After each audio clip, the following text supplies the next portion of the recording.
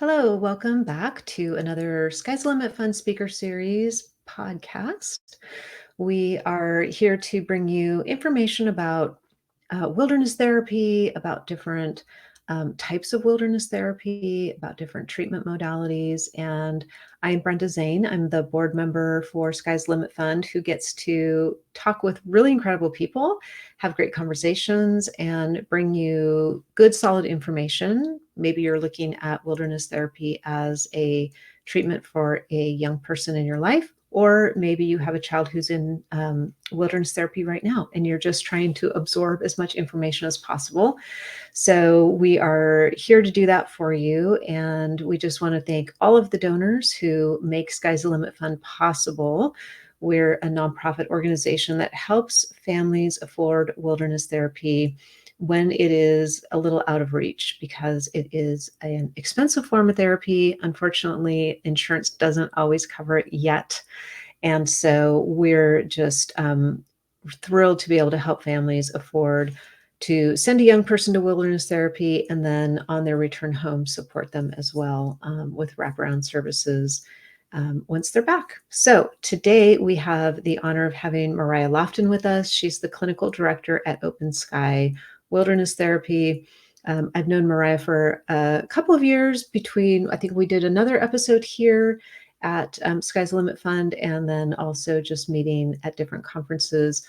Well known in the industry, a wealth of information, and one of the most loved therapists at Open Sky Wilderness. So welcome, Mariah. We're going to have a great conversation today about kids on the autism spectrum and how autism spectrum disorder fits into wilderness therapy, which is such a great topic because I think there is a lot of confusion about this. So welcome. Thank you for having me. Yes, it's we were talking before we recorded that I hear a lot from parents. Oh, I can't send my kid to wilderness therapy because they are on the autism spectrum or they have autism spectrum disorder. And I would love for you to clear up for me how to use the right language around that, because I feel like I'm probably not doing it right. But I think there is a misperception that it can't work or that it's not the right treatment modality. And so we'll talk about that today, which I'm excited about. So first, maybe just help me clear up the language around this. So am I doing it? Am I saying that right? Yeah. So an individual on the autism spectrum. And Okay. so I think a really important thing is that we start with the person first. Yeah. That is the best approach to anyone. Yeah. There are so many people with different diagnoses. And so we just want to make sure that we're tending to the person rather than the diagnosis first. Okay. I love that. It's similar to substance use, an individual who struggles with substances or has substance use disorder. Okay. So Exactly. thank you for that, because I think language is really important Agreed. for families. So you've been at Open Sky for a while. Maybe just give us a quick background. I feel like everybody in this industry knows you, but I guess I shouldn't make that assumption. So maybe just Sure. give us a quick intro, and then we'll dive into all things wilderness and autism. Yeah, great. Well, so I've been at Open Sky for 11 and a half years, and I've been a clinician for 16. And one of the things that people may or may not know about me is that I have a long history of working with people on the autism spectrum prior to Open Sky. And so it's one of my areas of expertise, as are many of the clinicians at Open Sky. So it's something that I really value. And I lived with a young man with autism for about 7 years, and the late 90s and into 2000s. And so I think I have a kind of different perspective from living with someone, and then also looking at behavior change and supporting growth. That is really the emphasis, is how do we support people growing and reaching their goals, Yeah. regardless of, or maybe in spite of, their diagnoses. Yeah, definitely.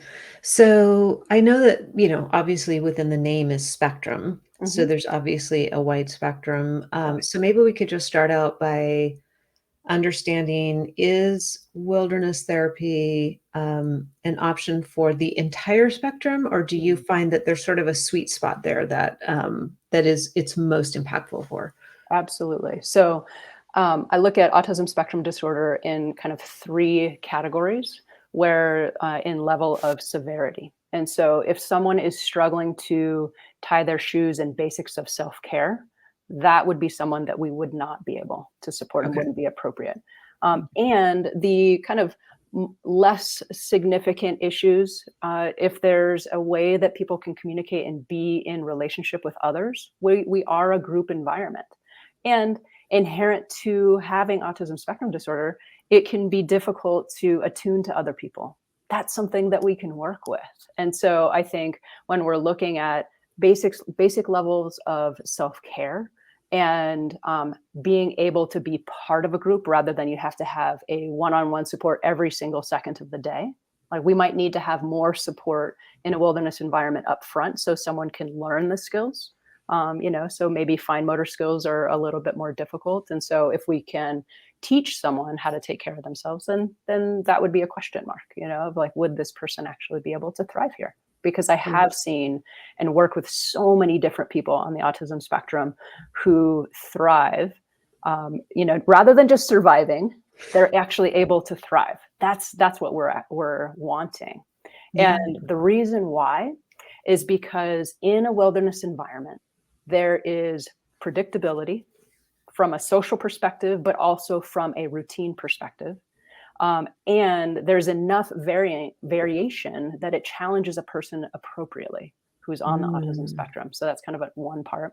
And then from a social perspective, there is enough predictability there that a person can actually learn at a greater degree, because someone will highlight, hey, I want to share what I'm feeling right now. So a person who might not be able to recognize social cues will say, oh, these are the indicators that tell me I need to pay attention. And so the amount of repetitions, both from a physical, emotional, and social place, the amount of practice that someone's able to get is incredible in a wilderness environment because of the staff to student ratio. So help us understand. I know enough about autism spectrum disorder to be dangerous. So what I want to ask is, we're not trying to cure anything. So what I kind of want to get at is, as a parent, if you're listening and maybe you have a child who qualifies and you're wondering, like, what would be the goal? Like, what is the point of wilderness? Because I'm not trying to cure my child of autism Sure. spectrum disorder. Yeah. So what would be a reason that a parent would have their child go to wilderness who does have it? Like, Sure. that's a question that I would have. Yeah, I think there is a skill development component that is so helpful. So how does someone learn how to take care of themselves, learn how to create routine for themselves, so then they're able to go to college and generalize those same skills. And then we're looking at, from a social perspective, for them to learn how to ask questions, to actually be able to deepen conversations or initiate conversations, show up within an interview, show up at school with their classmates. So practicing very tangible things in the wilderness environment and then being able to generalize them outside of Open Sky to a school or work environment. Yeah. Those are the goals that we're looking to achieve. Okay, that makes a lot of sense. I was just curious because I was trying to envision, like, what would be my impetus for sending my child. And I don't have a child, so I don't have that experience. But Right. are there evidence-based things that you're using? It sounds like this is obviously an area that Open Sky has a lot of depth of experience in. What are some of those evidence-based tools that you're using when you have young people with you? Well, it's a specialty that we have at Open Sky. And so it is a kind of piece of programming that we have had and are deepening. And so I think the key here is that we want our program to be based on evidence-based methods, right? And so a CBT is one of the kind of common used modalities in working with individuals with autism spectrum.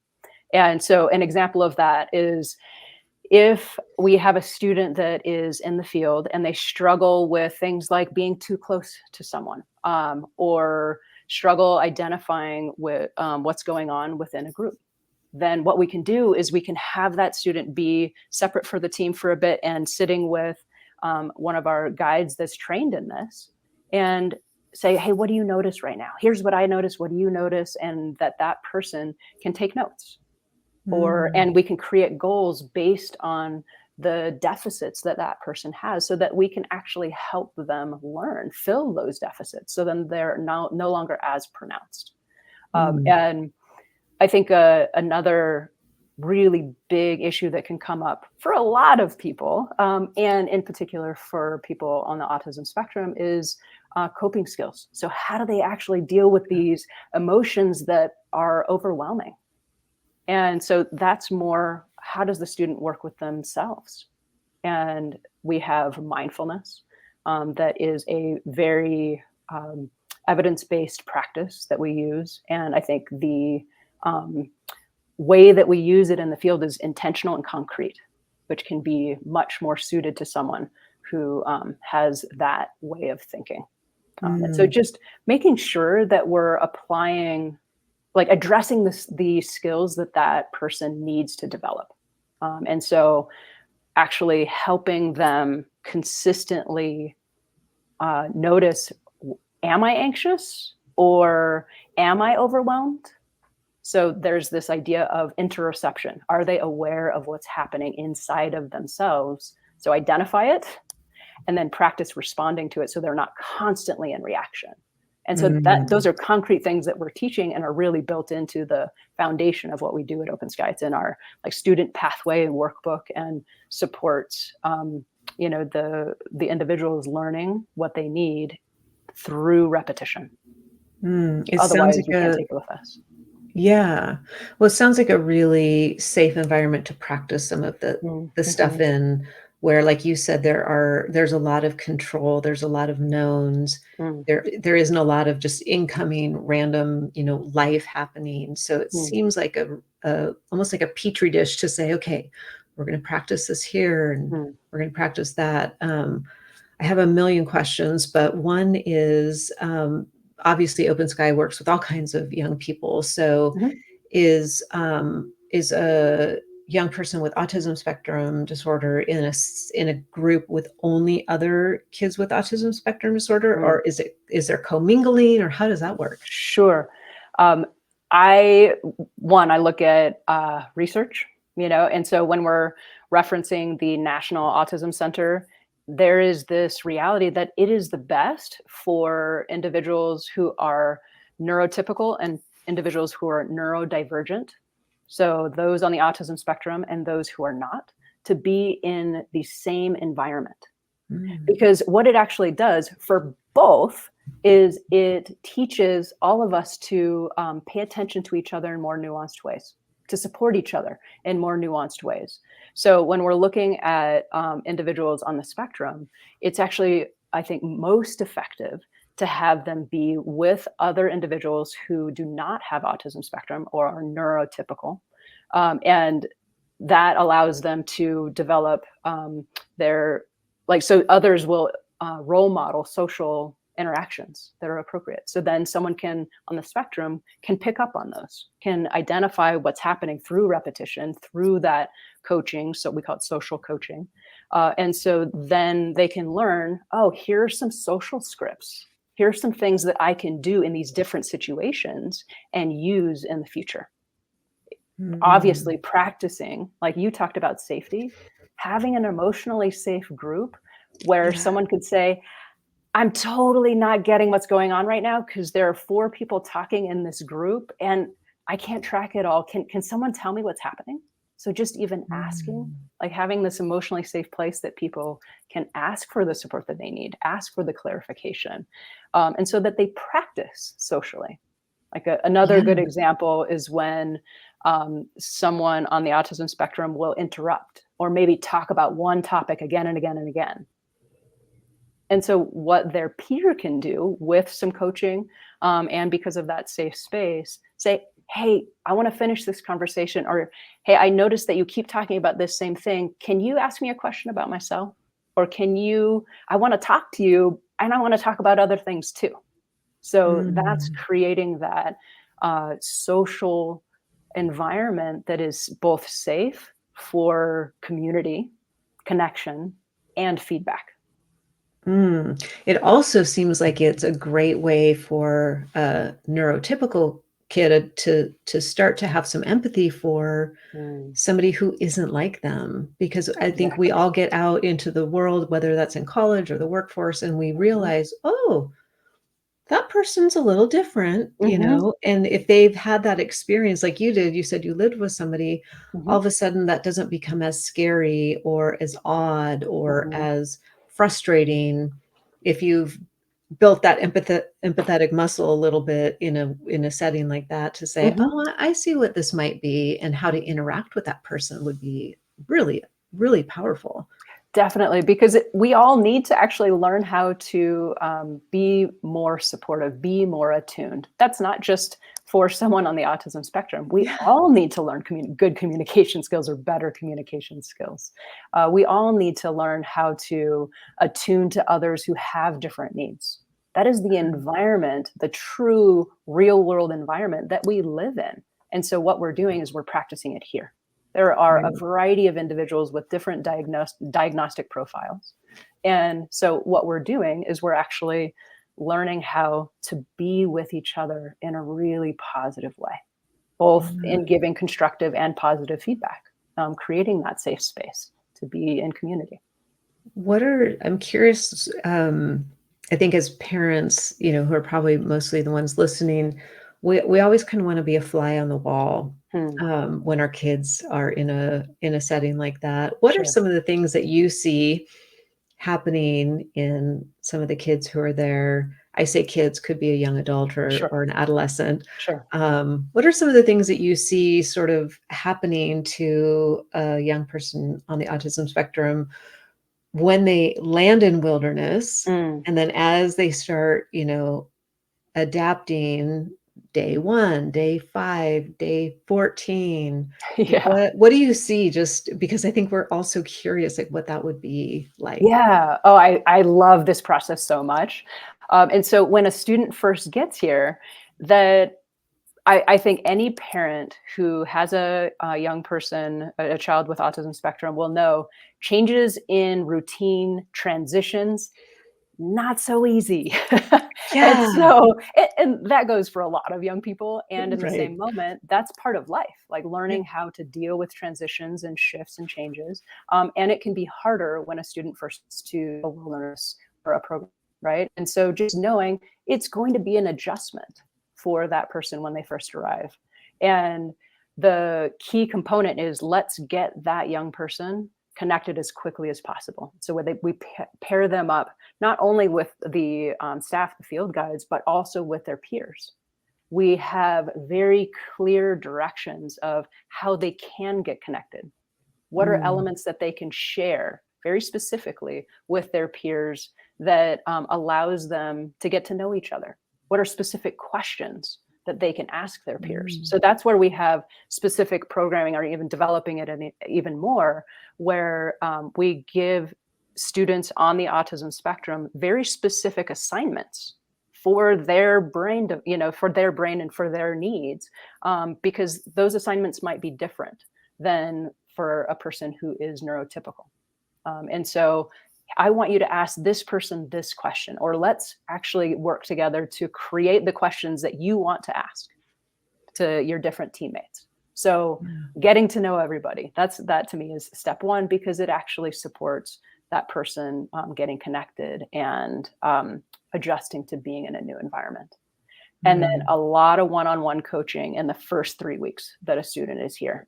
Everything from how do you keep yourself warm, dry, fed, hydrated, to what's the routine of a day, of a week.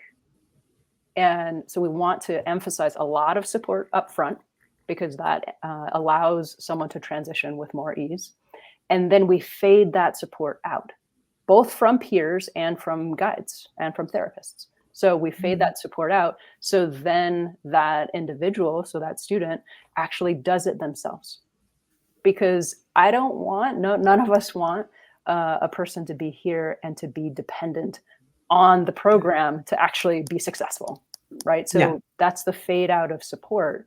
Um, and then the exciting thing that I notice right around week 5, 6, 7, that there are enough repetitions that that person has had, both from a social perspective. So, like I was saying before, there will be a peer that says, "Hey, I want to share what I'm feeling." So, there are enough times of, "Oh, yeah, this is what you do. And this is what I can do. I want to share what I'm feeling." So, there are enough times where they are learning to orient to somebody else or learning to take care of themselves.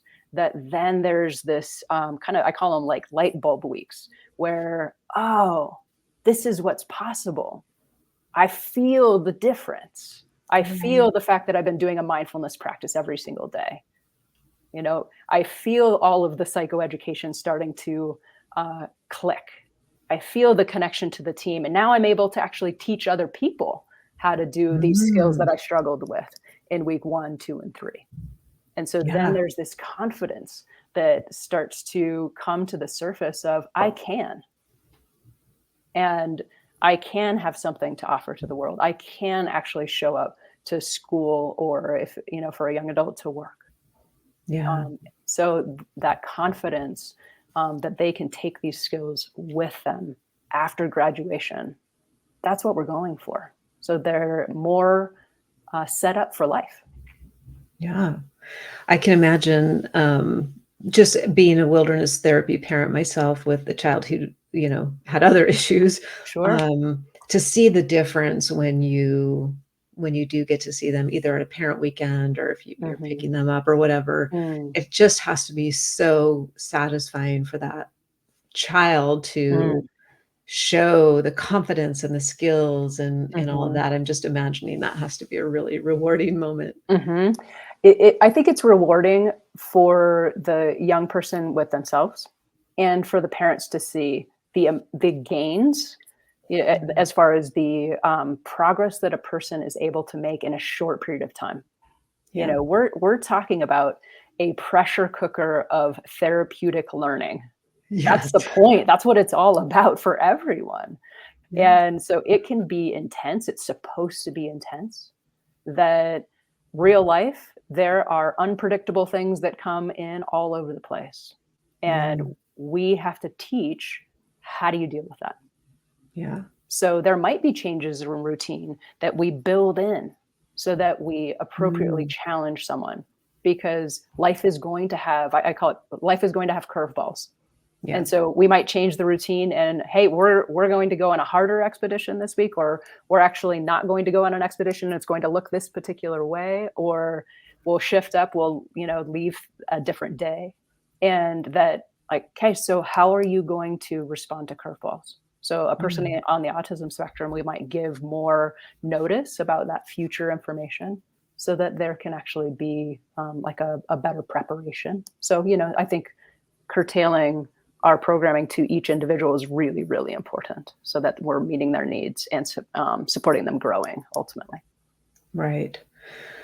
Couple of just tactical questions. I'm putting myself in the parent's, standpoint, Mhm. and I'm thinking, my kid is glued to their phone or iPad or Yeah. computer, Yep. YouTube all day, every day. Mm. Can't even fathom how I could send my kid to wilderness because they would, like, literally implode if they didn't have their technology. What would you say to me? Welcome to the youth of today. Yes. That there is actually like a transition, because that can be an addictive, technology can be addictive, right? It Yeah. actually, there's research coming out about the impact of technology on individuals. And for those on the autism spectrum specifically, that can be a point of connection. Yeah. And what's so incredible about being in a wilderness environment is that those points of connection are actually in person. So the point of connection in technology is not helping that person further being able to read social cues, being Right. able to actually interact or be in an unpredictable group, right? Like it's not actually Yeah. teaching the skills. They're not learning the skills because of that. And so being here, their social needs are kind of met in a higher level. And there is a little bit of a detox. We call it a tech detox that Yeah. everyone goes through. Yes. But it actually happens pretty quickly. You would be surprised because there's so much use of technology, but then they're actually filled up by the routine, by the amount of therapeutic groups that we're having, by the mindfulness and yoga practice that we're doing, by the Mm. exercise. I think about it, and a really like overarching philosophy of Open Sky is what contributes to health, not just Mhm. psychological health, right? We're not just doing therapy. We're not a boot camp. The focus is holistic health, which Yeah. includes mind, body, heart, soul. And so our focus is what are you putting into your body? Whether Yeah. that's technology, so what are you putting into your mind? Yeah. And so we focus on healthy food. There is not prepackaged processed artificial foods here. There are a lot of studies that are being done, but there's one that came out in 2020 that suggests that unhealthy eating can actually exacerbate ASD symptoms. Mm. And the healthy diet that we have for students here, that can actually reduce symptoms. So, when I think about technology, I just think about whole health of Right. what are we feeding ourselves, both from a food perspective, but also from a input perspective.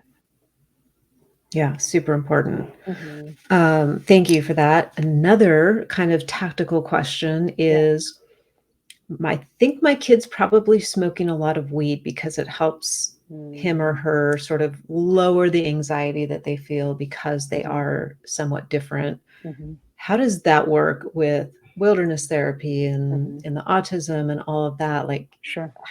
talk about that a little bit. Yeah. Um, I think that there are ways people self-medicate, and I'll call them vices. And so that could be weed, that could be shopping or gambling, that Mhm. could be scrolling through the internet, and it could also be food, right? So Yeah. there are a whole variety, and many more that I haven't named, that people are using these things to numb, avoid, distract. And what we're doing here is we're actually training people. Uh, Really, they're training themselves Yeah. through learning skills and having these experiences so that they can actually learn how to take a breath when they start to feel more anxious. Mm. Um, Notice that they're anxious in the first place, and then what do you do about it? Taking a breath, I think, is very simple, but having a set of things that you can do in order to calm down. Yeah. Are you having a lot of anxiety? And so you need to do a lot of things over the course of a day, a week, a month to actually support yourself. Mhm. And so to me, it's creating healthy habits, not just one healthy intervention.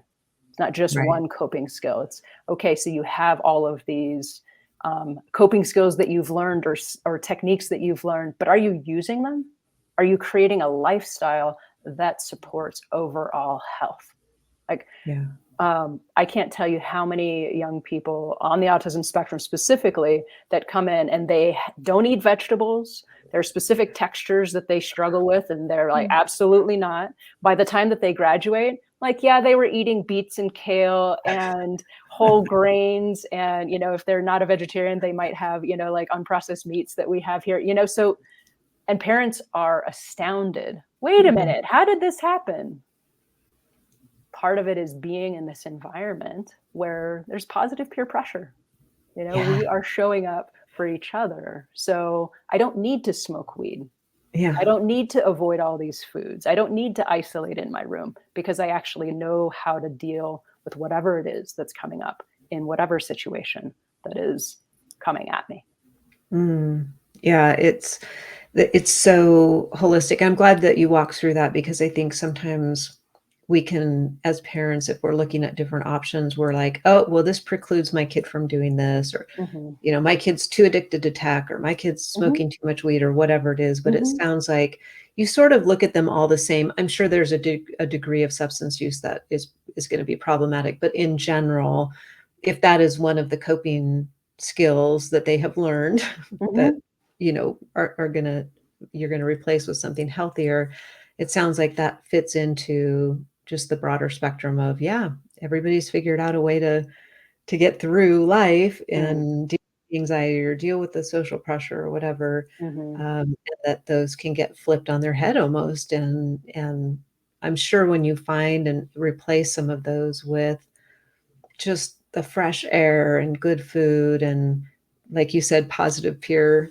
pressure, that Mhm. could be a really big agent for change in Mhm. some of these kids. Mhm. Exactly. Yeah, the growth that I see in individuals from the time they arrive to when they graduate is so exciting and just inspires me, honestly. And I Yeah. think those individuals also inspire their peers and their parents. It's really quite beautiful. Yeah. Yeah. How would a parent know? I'm just thinking through somebody's listening to this like, "Oh, this is amazing. I didn't know this was an option." Obviously, we know Open Sky has a specialty in this, but what Mhm. would be some questions that a parent might want to ask if they're looking for a program, whether that's wilderness or something else, or even a Mhm. therapist, Mhm. to know how do I know this person's really going to understand my child and Mm. what they're dealing with, so that you're making a really informed decision. Mhm. I think about specifics of the program that can address a person on the needs of a person on the autism spectrum. So, what is the programming like for someone on the autism spectrum? How are the ways that you address um, like those specific changes in routine that can get stirred up? You know, like the things that Mhm. you're noticing for your particular kiddo. How can they be addressed by the program? Are there so like one of the things that we do at Open Sky, it's being developed even further by our assistant clinical director, Chris Blankenship. Like, what's the specific programming Mm. for a person on the autism spectrum? Is there something that program is doing to address those needs? Are there ways that they're teaching social skills? Are there ways that they're teaching their staff? Because it is not just the therapist, it has to Right. also be throughout the program. You know, is like what are the different trainings that we're able to provide to the staff that's working with the individual kind of day in and day out? Um, I would also want to know how is that program addressing all the different kind of components of healthy living that then that person can take with them if you're imagining them being back at home or back at school. So, what are the skills that they're learning so that they can have good self care? Right. You know, how are they learning social skills? How are they learning to go to an interview? How are they learning how to like actually develop relationships with people? So I think just looking at that person in the whole picture Mhm. of what do they need in order to live their life and reach their goals. Right. So skills they learn here that they can generalize outside of here. Right. I'm glad that you mentioned the staff because I think what you don't necessarily know before you enter the world of wilderness is that Mm. the staff plays such a huge role So in that true. whole experience, Hmm. and they're so impactful, Hmm. on your child, and so understanding what kind of training have they gone through is really Hmm. important, Hmm. and even how do you let the other kids in the program know, or what kind of information do they get to know how to have these interactions and how to, work as a team with somebody who might be very different than them. Hmm. So I think that's a really great point about really understanding the whole picture, not just who is the therapist and are they trained and do they have, Hmm. that experience. Yeah, So I look at the whole program and how yeah, they actually support that person. yeah. Wow. Well, obviously, this is just the tip of the iceberg.